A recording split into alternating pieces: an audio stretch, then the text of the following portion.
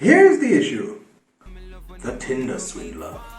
To all my people from the Caribbean that saw this documentary, can somebody explain to me how this got made into a movie? A Netflix movie at that? Have we not all heard the stories about girls that have all these guys in rotation and use them to fund their lifestyle? We haven't heard these stories. I don't even get quite what's special about this one or no. To me, this movie is just the inverse of all of that. So here's a short version of it. 3 girls are just giving the story about how Simon basically conned them out of some money. Now, Simon was very creative with it, you know. But that's still just the gist of the movie.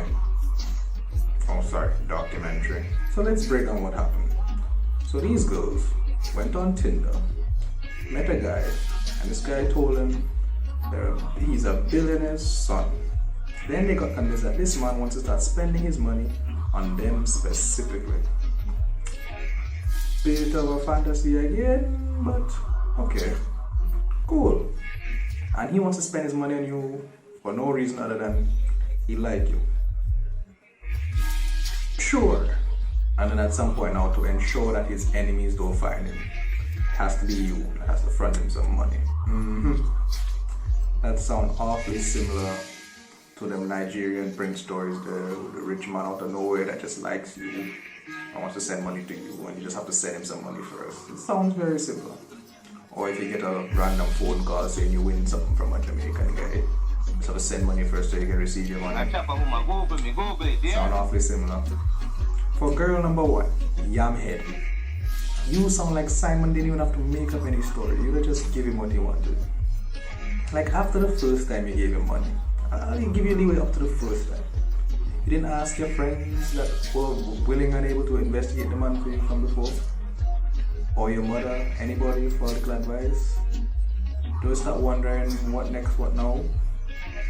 Nothing start ringing in your head, no dots weren't connecting? Seriously? I know you basically say you did it because you're worried that the man would get hurt, which is noble of you. But you really go fraud the bank for this man? Your mother never tell you that if your friend tells you go jump off the bridge, don't follow him? Does my mother alone tell me that? And at the end of it all, this girl make an even bigger yamhead move and gone back to Tinder after all of this. So Tinder had nothing to do with it. And I'm like, you're right, but you don't sound like a girl that learned a lesson. Or you're looking for love. Alright, good luck. How does that go? I wish you luck. For girl number 2, I won't say she lying, but your story is the least believable one out of everything for me. So you say this billionaire fly you out, expensive dinner, all of that. Right? You try a thing. You said no.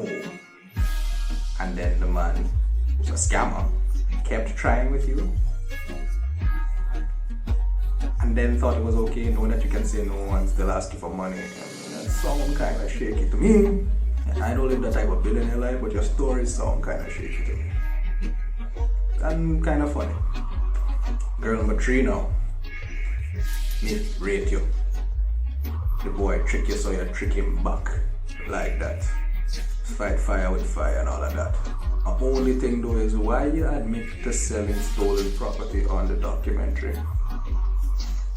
Like, the way I see it is you accusing Simon of this, but you admitted to this crime at the same time. It's like, think, Mark. I hope nothing will happen to you, but that's careless. Now for Simon now, yeah, future walk so you could run. $10 million you're scamming out all of them girls online just so pretend to be rich and they treat you like you're rich. Pay for you too. My guy, you cracked the code. Yeah. I mean, scamming is wrong, yes, but you cracked the code. I wouldn't even call this fast money, you know, because this man put in work for his thing. This man in these girls' ears every day telling them everything they want to hear from start to finish, superseding every expectation. But what I could tell you, this man put in work for his scam. My only question is, how long does it take to plan out something like that? How long did you spend on that? That's psychopath shit, you know. Like, had to plan that out, push it to that type of scale. It went hard, sir. My favorite part was like how you go, you scamming the girl, mess up her money, right? Still go to her place and then eat a full belly full of dinner. Boy, a toxic king. No, so this movie is something. This man Simon was living big off a Ponzi scheme. Right, man, what was it, thief over $10 million? Don't save none. You know this man don't give a shit. And now at the end of it, when he lose everything now, now the man start a website where he giving business advice for a fee.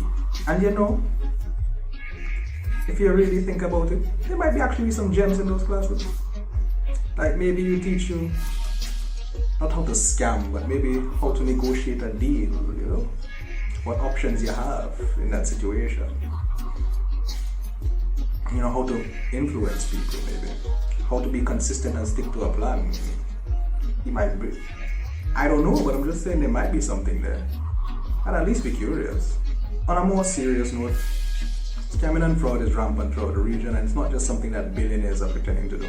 It's happening on all levels and all scales.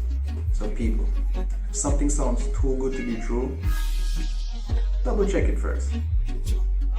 And next thing, don't make the mistake of assuming that someone will treat you the way you treat them or how you treat yourself. Thanks for checking out the show.